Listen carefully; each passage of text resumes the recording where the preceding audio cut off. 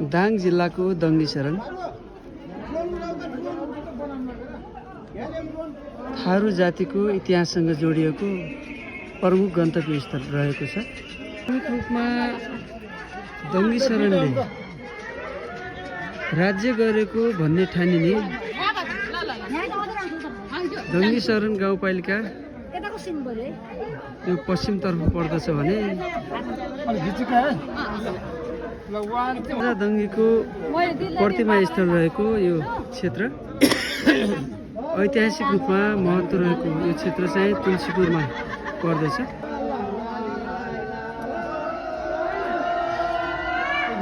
सुकोराकोट दरबार स्थल रहेको सुकोरा गाउँ र यहाँका थारू बस्तीहरू आकर्षक लाग्दछ।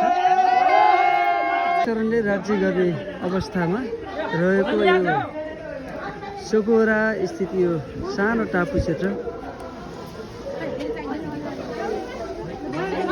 देखि पारी देखिने सिमलको रुखनेरी मन्दिर क्षेत्र रहेको छ र यसको दक्षिण पश्चिमतर्फ एउटा ताल छ। यही तालको माटो लिएर यहाँ ढिस्को बनाएको आवाज हुन्छ। अग्लो स्थानबाट हामी मौसम सफा भएको अवस्थामा पुथा उत्तर गङ्गासम्मको हिमालयको दृश्य पनि हेर्न सक्दछौँ। भने दक्षिणतर्फ देखिने राजकोट टावर तिल्केनी लेकको जुन टुप्पामा रहेको छ सो पनि निहाल्न सक्दछौँ। यहाँका अन्नबाली खेत हरियाली पछिल्लो चरणमा यहाँ भएको सडक सञ्जाल विद्युत लगायत